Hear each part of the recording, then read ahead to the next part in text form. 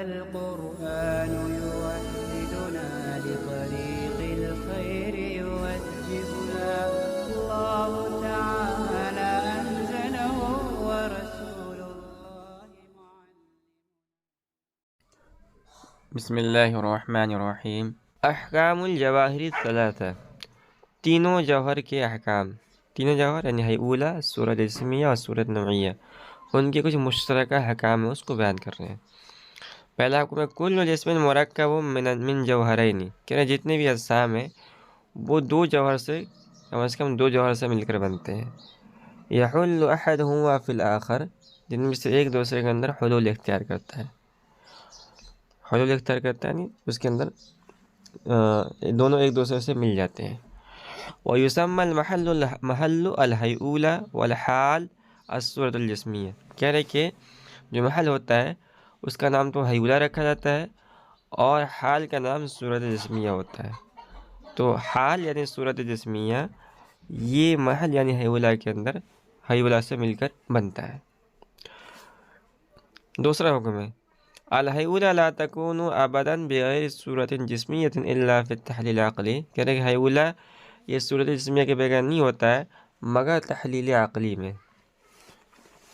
ایسا ممکن نہیں ہے کہ صرف حیولہ پایا جائے اور صورت جسمیہ نہ پائی جائے، ایسا ممکن نہیں ہے۔ عقلی طور پر ہم الگ کر سکتے ہیں لیکن پریکٹیکل میں ایسا نہیں ہوتا ہے، عملی طور پر ایسا نہیں ہوتا ہے۔ تیسرا حکم الحیولہ مستعدۃ لان تکون ای شیء حسب الصورت النوعیۃ التي تحل فیها، کہہ رہے کہ حیولہ ہمیشہ تیار رہتا ہے کہ وہ کوئی بھی چیز بن جائے صورت نوعیہ کے اعتبار سے جو اس کے اندر حلول کیے ہوئے ہیں۔ تو حیولہ سے ہم کچھ بھی بنا سکتے ہیں، جیسی صورت نوعیہ ہوگی اس کے اعتبار سے وہ شکل اختیار کرتے جائیں گے۔ اس کے بعد چوتھا حکم ہے الصورت الجسمیۃ لا تکون الا فی الحیولہ، کہہ رہے صورت جسمیہ یہ حیولہ ہی کے اندر پائی جاتی ہے۔ لأن حالۃ فیہا متمۃ لہا ولیست بمستقلۃ عنہا، اس لیے کہ صورت جسمیہ یہ اس کے اندر حلول کی ہوتی ہے، حیولہ کے اندر اس کو مکمل کرنے والی ہوتی ہے اور اس سے علیحدہ اور الگ نہیں ہوتی ہے۔ تو صورت جسمیہ بھی حیولہ کے اندر پائی جاتی ہے۔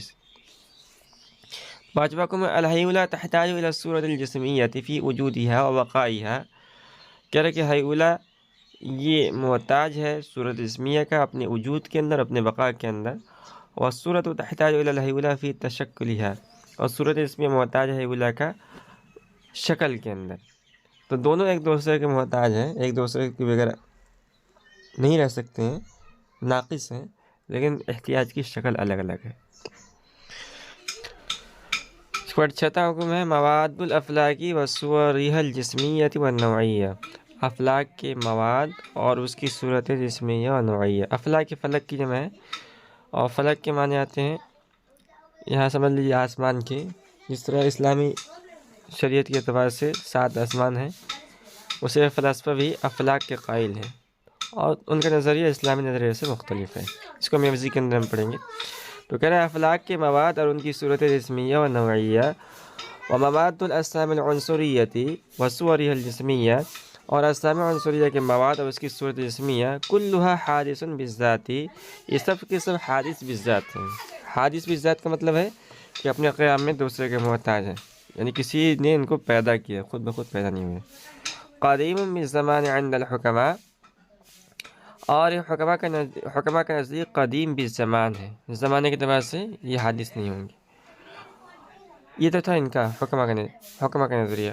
کہہ رہے والعالم بجمیع اجزائہ حادث بالذات وبالزمان عند المتکلمین، کہہ رہے ہیں کہ متکلمین یعنی اسلامی فلاسفر جو ہیں ان کے نزدیک عالم دنیا اپنے تمام اجزاء کے ساتھ یہ حادث بالذات اور بالزمان ہے، فنا ہو جائے گی۔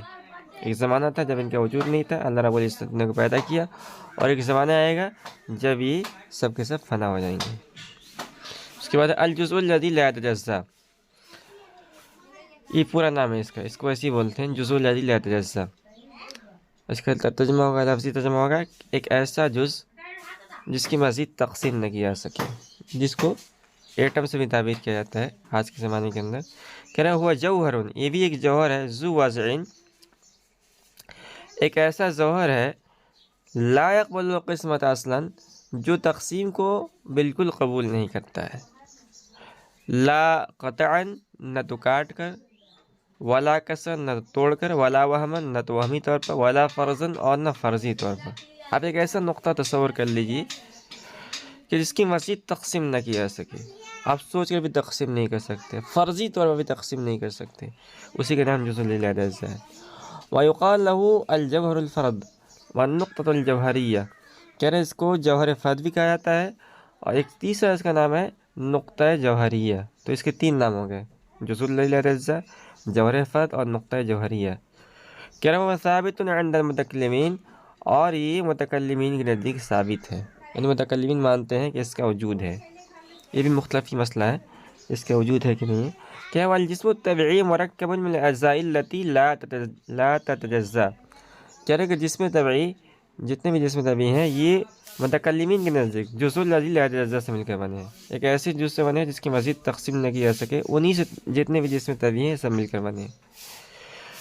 کہہ رہے کہ باطل عند الحکماء، لیکن جو حکماء ہیں یہ کہتے ہیں کہ اس کا یعنی جوہر فرد کا جزء لا یتجزا، جوہر نقطہ جوہریہ، اس کا وجود نہیں ہے۔